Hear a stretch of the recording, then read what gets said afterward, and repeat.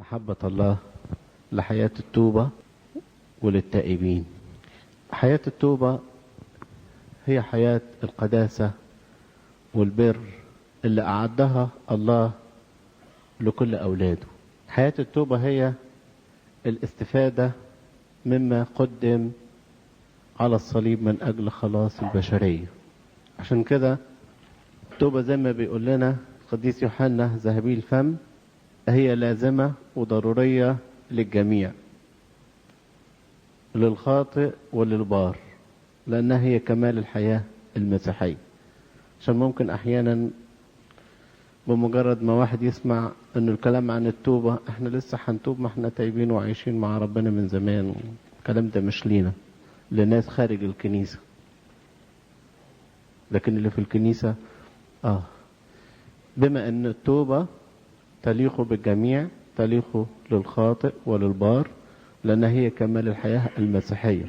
الإنسان اللي بعيد عن الله مش ممكن يعيش في حياة قداسة إلا بالتوبة، والإنسان اللي عايش مع الله مش ممكن يستمر في حياته وفي عشرته مع الله بدون التوبة، لأنه لو اتخلى عن التوبة فترة حتى لو كانت بسيطة ممكن أبديته تضيع.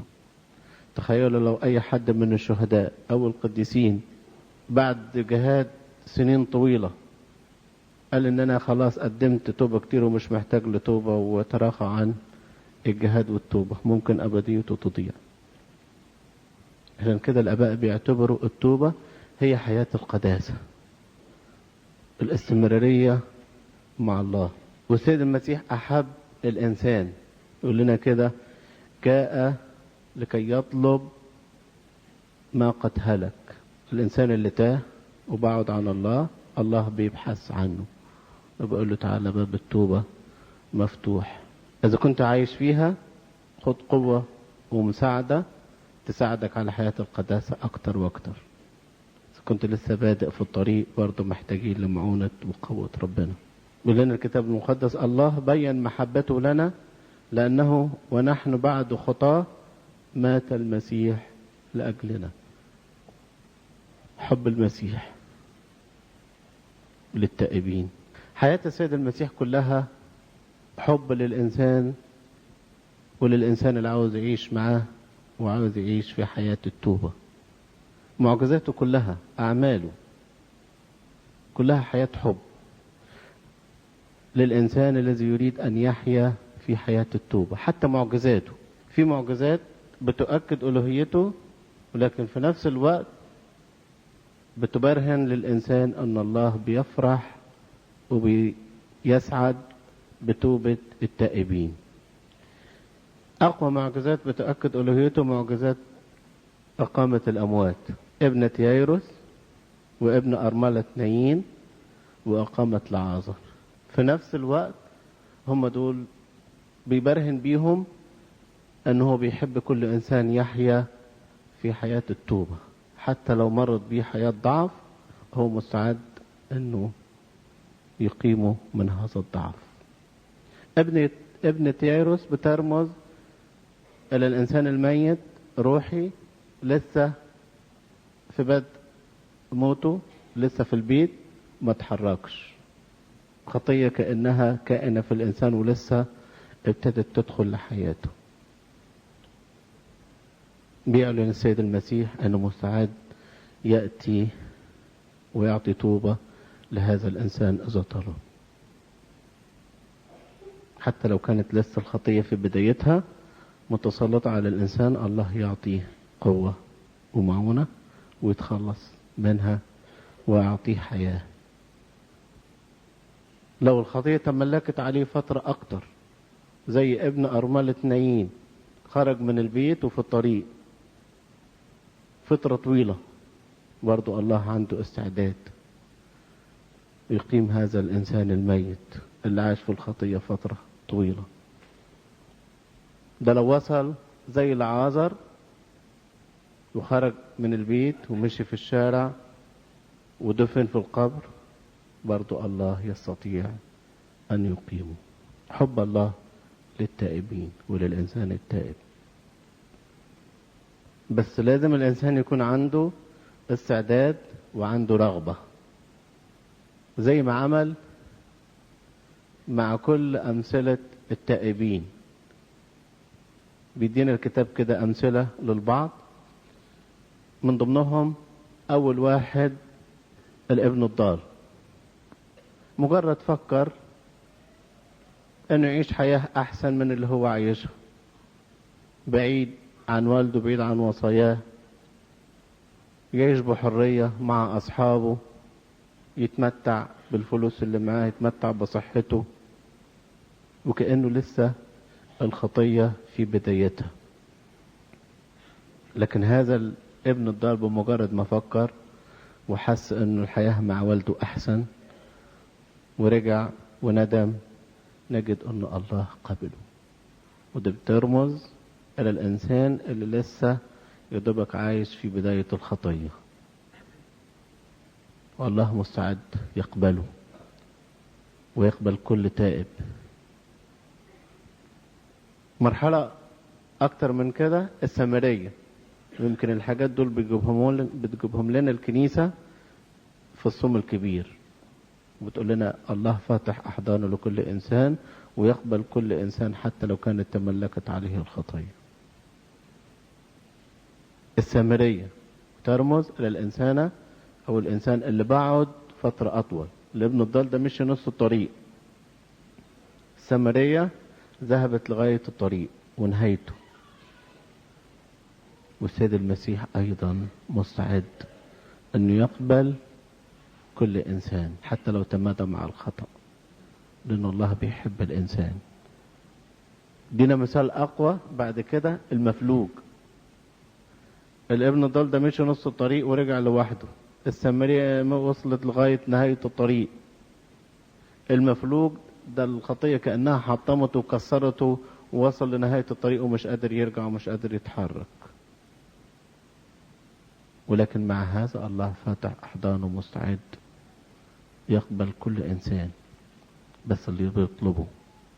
يدينا مثال بعد كده المولود اعمى، وكلهم دول احد الصوم الكبير. عارفين الاول احد التجربة واللي اتأثر فيه التجربة ويضعف، يبقى الاحد اللي بعده الابن الضال، احد اللي بعده السامرية، اللي بعده المفلوج، اللي بعده المولود اعمى. المرض طبعا اللي يحتمله بشكر يبقى ليه اكليل، واكليل برضه فقدان البصر اللي يحتمله بشكر ليه اكليل، لكن بتتاخد نقطة رمز انه اللي فقد البصر مش بيشوف طريقه. هكذا الانسان الخاطئ اللي بيصل لقمة الشر بيبقى مش عارف يفرق بين الصح والغلط. لكن اذا الانسان رجع الى نفسه، نجد الحد اللي بعده في الصوم الكبير يدخل على دخول المسيح اورشليم منتصرا. اذا الانسان اعطى فرصة للتوبة واعطى فرصة لله يعمل في داخله، الله يدخل الى قلبه ويمتلكه ويعده قلبا مقدسا. كل دول كان ليهم اعمال مقدسة. ما نقولش انه ربنا انا منتظره يجي لي سواء في اول الطريق او في نص الطريق او في اخر الطريق او كل ده جميل ان الانسان يطلب من الله، بس لازم يكون عنده صفات مقدسة. الابن الضال كان عنده صفات مقدسة، فكر وراجع من ذاته وقارن بين حياته الآن وبين حياته مع الله. فلازم احنا نفكر في كده، نفكر بين اللي ادهنا ربنا من نعم وبركات وحق البنوة وبين احنا بنسيب كل هذا بايدينا وبنرجع للعالم. لما الواحد يحس ان المجد اللي ليه احسن من كل مجد العالم اللي مع الله، لازم يفوق لنفسه ويرجع. الابن الضال رجع لنفسه وندم، وأقوم الآن وأذهب إلى أبي وأقول له أخطيت في حقك. السامرية كان عندها صفات كتيرة قوي، كان عندها الصدق والسيد المسيح مدحها عليه. كان عندها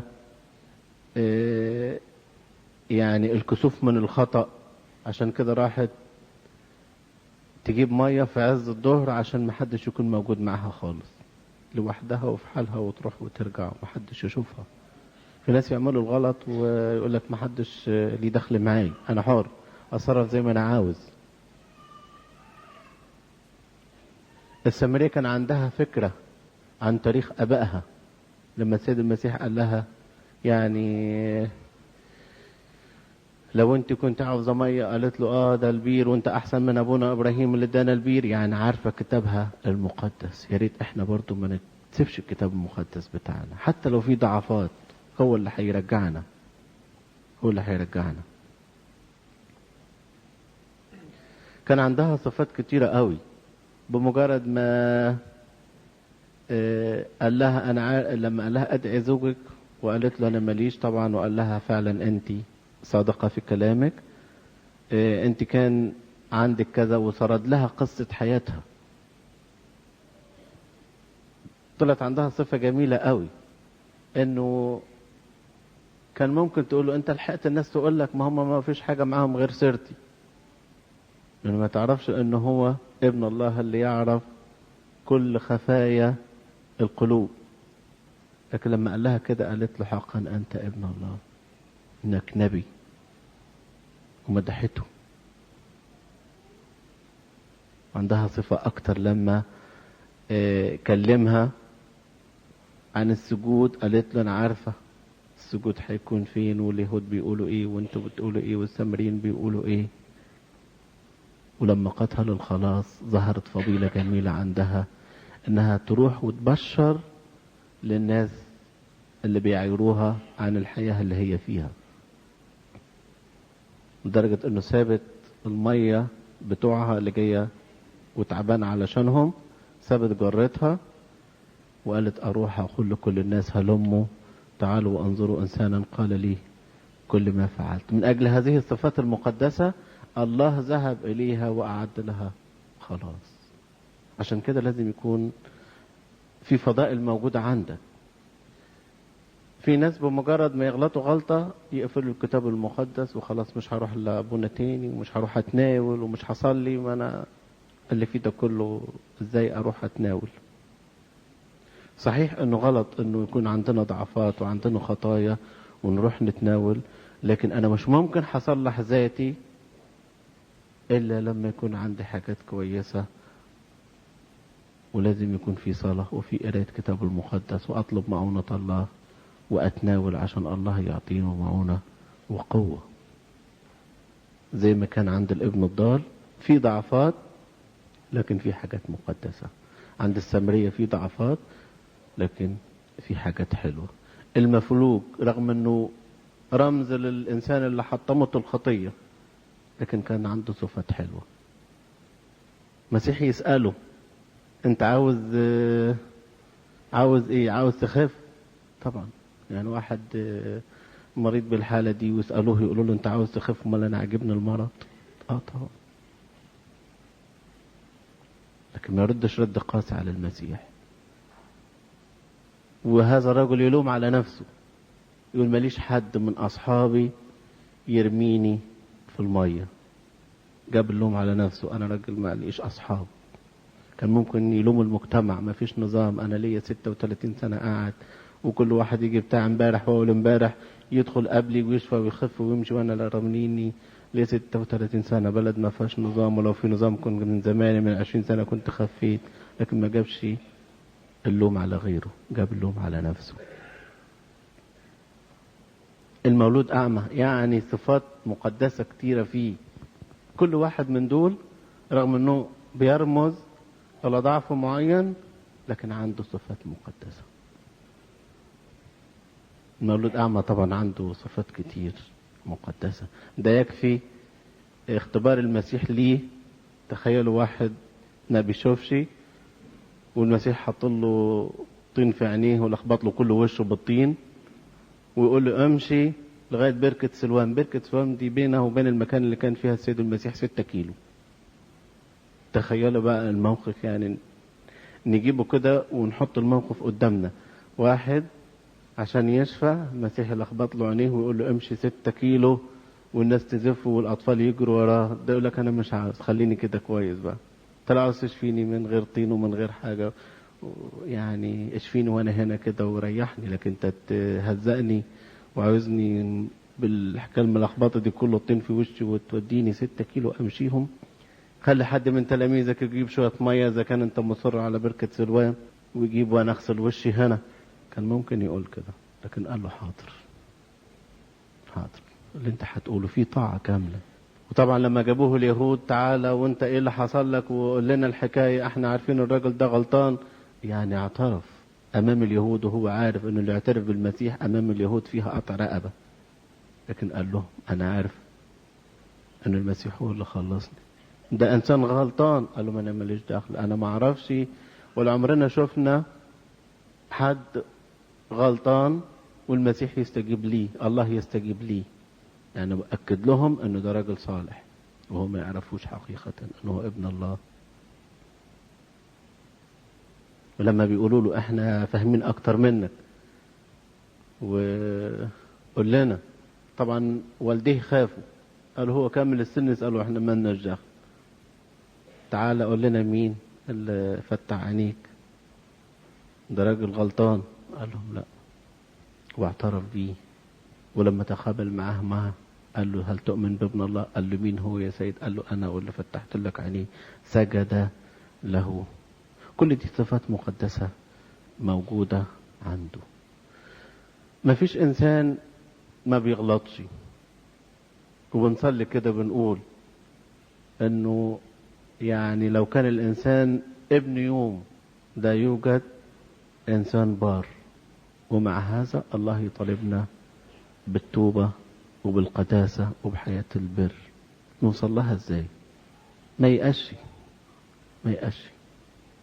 النهاردة في ضعفات أصرخ لربنا وأقول له رب أنت اللي سعيت ودورت على أنك تقيم ابنة يايروس اللي دخلت لها الخطية، وابن أرملة نايين، واللي ذهبت للعازر وأعطيته حياة، أعطيت أيضا توبة لكل هؤلاء وقبلتهم، الابن الضال والسامرية والمفلوج والمولود أعمى.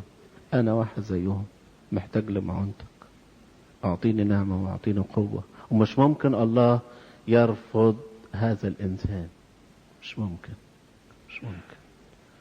وبالتدريب بيقدر يوصل. أبائنا القديسين بيقولوا لنا كتير كان في بداية حياتهم كانوا بعيدين عن الله. واحد زي القديس الأنبا موسى مش بسهولة بقى القديس الأنبا موسى، ده كان إنسان بعيد عن الله، كان رئيس عصابة يقول لك كده، يعني العصابة بتاعته والمجموعة كانوا يذبحوا لهم كل يوم على الأقل 5 خرفان، وهو يحطهم له في الأول قدامه يأكل ويشبع وبعدين يدي لرجالته. ازاي ده يتحول ويبقى قديس؟ في البداية لقى صعوبات كتيرة. أول ما دخل الدير فضلوا يهذبوا فيه ويدوروا على حاجة يقدر يعملها، بلاش الكبيرة، امشي سنة سنة سنة سنة. ويحكي لنا التاريخ انه في بداية حياته وهو قاعد كده في الدير جم حرامية علشان يسرقوا الدير. يعني طلع بقى هو أنبا موسى في الأول، خبطوا راحوا يسرقوا القلاية، مسكهم كلهم 3 4 طبقهم في بعض وخبطهم وموتهم ورماهم بره القلاية. رئيس الدير قال له ايه اللي انت بتعمله؟ انت جاي هنا الدير عشان تموت الناس؟ انا ما رحتش اموتهم، ده هم اللي جم لغايه عندي وجايين يسرقوني. طب يعمل معاه ايه؟ يديله تدريب شويه شويه. حاضر، طب بص لما يقولك حراميه تاني ابقى هاتهم لغايه عندي. خلاص حاضر، ما انت ما قلتليش كده، حاضر قلت لك. جم حراميه تاني، راح شالهم كله على كتفه، راح وداهم لرئيس الدير، انا اهو جبتهم لك يا عم. لغاية لما تدرب بعد كده في الفضيلة. ويقول لنا التاريخ أن جم حرامية راح فتح لهم الباب وقال لهم اتفضلوا خدوا اللي عاوزينه. وهم ماشيين قال لهم لا لا تعالوا، ده انتوا نسيتوا ازاز الزيت كده ورا الباب، خدوها. تدرب طبعا في الفضيلة. حياة القداسة محتاجة تدريب مننا. ما تيأسش. لما تلاقي ضعفاتك زادت عليك، لا ما تيأسش. أبدأ بعمل إيجابي، أصلي أكتر وأطلب معونة ربنا أكتر، وأجي الكنيسة أكتر وأتناول أكتر وأعترف أكتر. كل ضعف يجي لي، كل فكر يجي لي، أروح لأبونا وأقول له ويترفع من عندي. ظهورات الرب يسوع كلها بتؤكد لنا أن الله بيحب التائبين، ومهما كانت ضعفاتنا الله هو اللي بيدور. يعني كل الظهورات اللي ظهرت بعد القيامة لمين؟ لمريم المجدلية.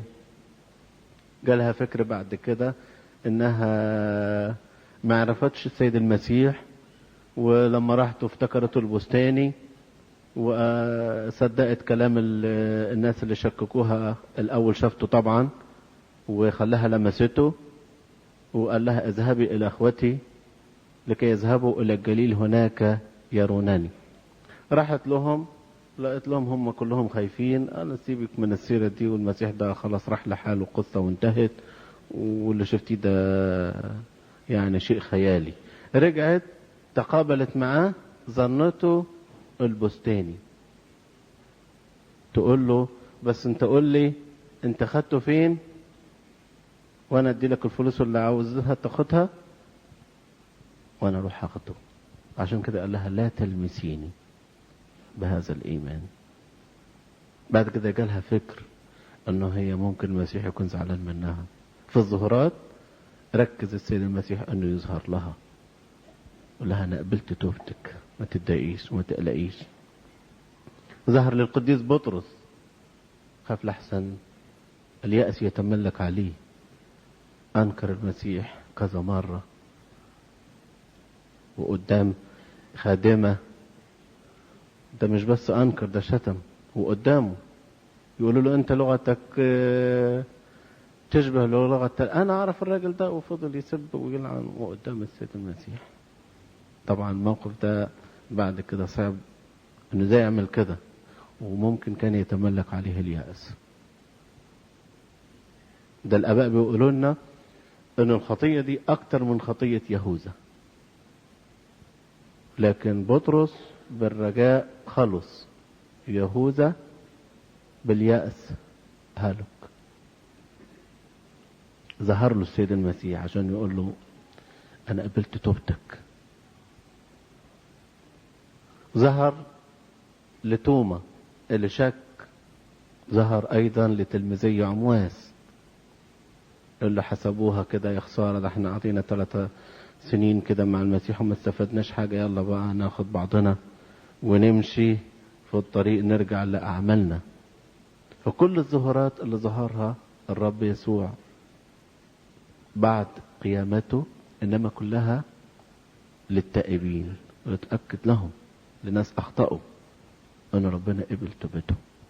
كل ده بيفرحنا، كل ده بيفرحنا انه لو لينا ضعفات المسيح مش ممكن يتخلى عنا.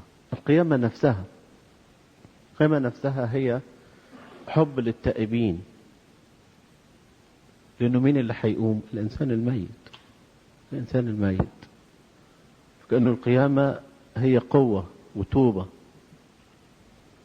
عشان كده الرب ركز على التوبة، لانه بالتوبة يستطيع الانسان ان ينال الخلاص. التوبة هي معمودية تانية. كلنا بنتعمد واحنا اطفال، بعد كده بيبقى في اخطاء كتيرة. التوبة هي معمودية تانية بتمحو كل الخطايا. كل اللي نعمله نعترف فيه ونتوب، ينال الإنسان مغفرة الخطايا. إن لم تتوبوا لنا كده فجميعكم تهلكون. أما الذي يقدم توبة لله عن كل ضعفاته ينال الخلاص. هي طريق الملكوت. لنا كده توبوا لأنه قد اقترب منكم ملكوت السماوات. أنا زي أصل إلى الملكوت؟ عن طريق التوبة، عن طريق التوبة. هي الحياة الأبدية. بيقول لنا كده: من آمن بي ولو مات فسيحيا. عشان كده الكنيسة بتحطها قبل كل الأسرار، قبل كل الأسرار. لو جاء إنسان كبير عشان يتعمد نقول له لازم تقدم توبة، وتتوب عن ضعفاتك وتعترف، وبعد كده يتعمد. لو طفل صغير خلاص. طبعا حياة التوبة والاعتراف هي دي نفسها. قبل ما يتناول لازم يكون في توبة وفي اعتراف. بتنصح الكنيسة قبل سر الإكليل، سر الزواج، لازم يكونوا الاتنين بيقدموا توبة لله عشان تبقى حياتهم مقدسة. لو إنسان عاوز سر مسحة المرضى برضو يقولوا له توب. لو عاوز تعترف، لما شخص يختار الله يختاره للشموسية أو للكهنوت بيقدم توبة عشان يبدأ حياة مقدسة جديدة. عشان كده الله بيطلب مننا أن تكون لنا ثمار التوبة. الواحد يدور، طب يا ترى أنا عايش في حياة التوبة ولا لأ؟ إذا في ثمار للتوبة يبقى أنت فعلا عايش في حياة التوبة.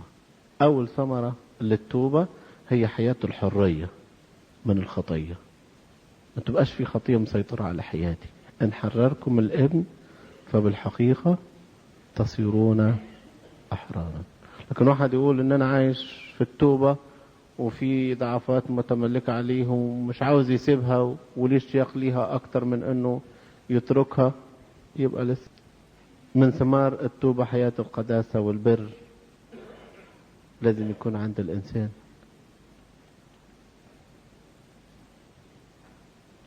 الله بيطلب مننا أن نكون قديسين، لأن أبانا الذي في السماوات هو قدوس. مش هنبقى قديسين بمعنى أنه ما فيش أي ذرة خطيئة، لا، لازم يبقى فيه ضعفات، بس يكون عندنا حياة حفظ وصايا الله، نبقى متمسكين بيها. لما حتى تبقى غلطة تصدر مننا ممكن يبقى سواء العالم ضغط عليه أو حد ضغط عليه في كلمة في موقف، لكن وصايا الله أمام عيني دائما. حياة التوبة تقتضي من ثمارها الاعتراف الدائم. الاعتراف طبعا احنا بنؤمن بيه 4 أنواع من الاعترافات. ما يكفيش انه اروح لابونا وبس كده، لا. اول اعتراف بيني وبين نفسي، اقتنعت ان التصرف ده عملته غلط. الاعتراف الثاني في صلواتي اصرخ لربنا واقول له رب اديني مغفرة واديني غفران واديني توبة على هذا الخطأ. ولما اروح لأب اعترافي ابقى فرحان بانك قبلتني واديتني المغفرة على لسانه. والاعتراف الثالث اروح لأب اعترافي واقول له. والاعتراف الرابع ان انا لو غلطت في حق اخوي وفي امكانية ان انا اصلح يبقى لازم اصلح. يعني ما اكونش مزعل شخص عزيز عليا وقريب مني قوي واروح اعترف وانا يا ابونا زعلان مع اقرب الناس ليا وخلاص على كده، لا، لازم اصلح. ما كنتش اخدت حاجة غيري وسرقتها او اي حاجة مش بتاعتي واروح ومجرد اعترف واقول لابونا واعترفت وهي موجودة معاي، لا، لازم اروح واصلح.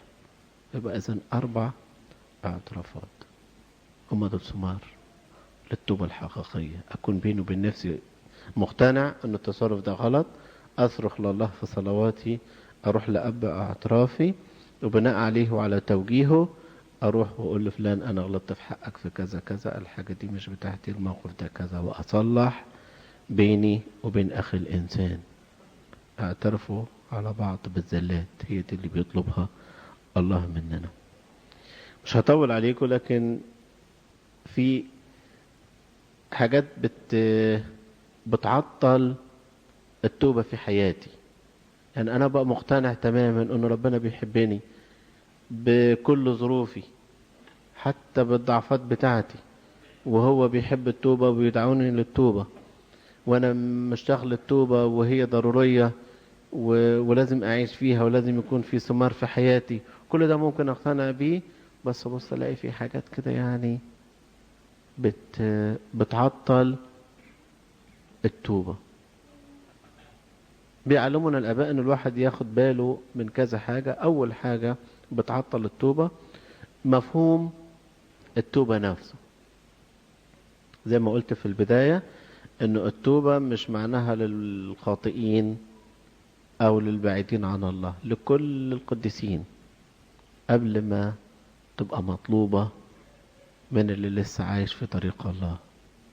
ده في قصة جميلة كده في البستان بتقول لنا كده: تقابل سائح مع سائح في برية سيناء، سألوا فيما تكون التوبة. يعني احنا كلنا عارفين ان درجة السياحة دي اعلى درجة، فازاي هو وصل للدرجة دي ولسه هيسأل على التوبة؟ لانه ما يقدرش يتخلى عنها. لو تخلى عنها ممكن في خطر في حياته. يبقى مفهوم التوبة انه ليا في كل وقت. في افكار مش ارثوذكسية طبعا، ممكن واحد يقول لك ان انا خلصت في يوم كذا وفي يوم كذا وفي الساعة الفلانية، يبقى مش محتاج للتوبة. لكن عندنا التوبة في كل وقت، في كل وقت. زي ما بيقول كده القديس بولس: اخيرا الواحد يقدر يقول انه جاهدت الجهاد الحسن، حفظت الايمان، اخيرا قد وضع لي اكليل البر. لكن طالما في ربنا مدينا حياة نجاهد ونقدم توبة. كل يوم محتاج الإنسان للتوبة. اللي بيعطل برضو التوبة التأجيل. يجي الواحد يقول لك طب بس أنا في يعني المشروع اللي قدامي ده والموضوع الفلاني ده أخلصه وعلى طول أنا يعني هتفرغ لخدمة ربنا. طبعا يعمل زي فيليكس الوالي، أول ما القديس بولس كلمه عن الدينونة وعن البر وعن التعفف يقول له طب خلاص بس امشي دلوقتي ومتى وجدت وقت استدعيك. وطبعا ما لقاش وقت ولا استدعاه.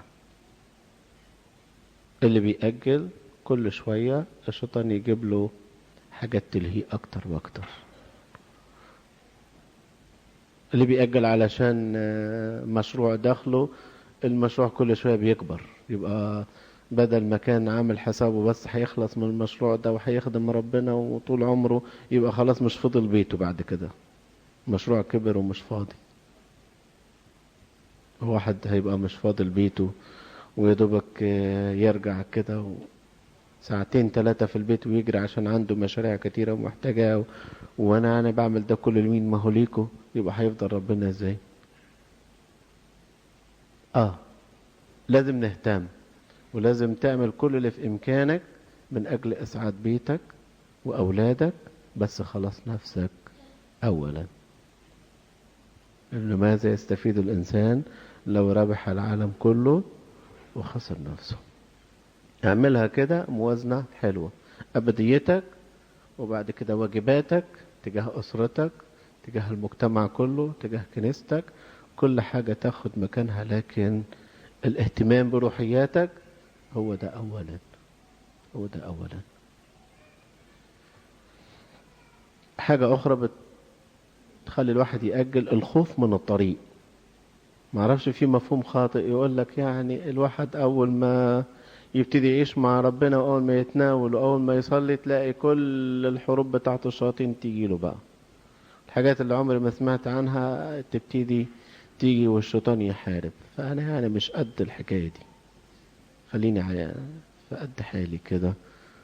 لا ما تخافش، ما تخافش. حتى لو كان في مقاومة من عدو الخير وفي حروب، بس قوة الله أكتر من أي قوة تاني. ده الفكر ده وصل للغرب بطريقة ما تتخيلوش.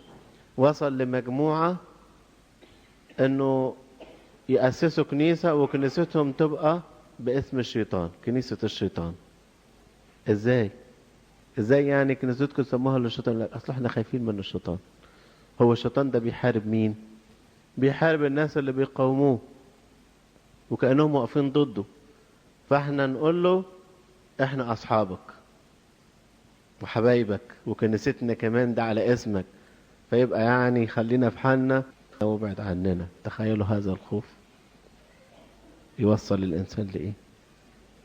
لكن قوة الله أكتر، قوة الله أقوى. لا أخاف شرا إن كنت أنت معي، إن سرت في ظل وادي الموت لا أخاف شرا. سرت في طريق ربنا، تأكد أن ربنا هيكون معاك ويسندك ويديك قوة أكتر من قوة العالم. لكن كوني أخاف من الحروب وأخاف من الشيطان وأخاف من ده وأخاف من ده، لا. آخر حاجة اليأس. اليأس ممكن إنسان يكون عايش في بعد عن الله، وأول ما يبتدي يتوب الشيطان يبتدي يحاربه باليأس، يجيب له خطاياها القديمة كلها وفكروا بيها، أو ممكن يحسسه بقى أنت معقولة يعني هتقدر لا، دي خطاياك دي ما تتغفرش، دي يعني مش ممكن تتنسي. حصلت الحكاية دي مع راهب، يقول لنا البستان كده، راهب دخل الدير وكان عنده ضعفات كتيرة قوي، وابتدى يجاهد جهاد كبير مع ربنا. فابتدى معاه باليأس في الأول، يقول له بقى معقولة أنت يعني جاي من حتة الفلانية ومن كذا ومن كذا، عاوز تحسب نفسك وسط الرهبان دول كلهم القديسين والملائكة، أشوف لك حتة غير دي، ما تضحكش على نفسك. فيقول له طيب ومحبة ربنا وقوة ربنا فين؟ أنا واثق في محبة ربنا اللي جابني هنا، هو هيديني النعمة ويديني القداسة وأعيش زي إخواتي القديسين اللي هنا. لا، اليأس مش جايب نتيجة، يدخله الكبرياء.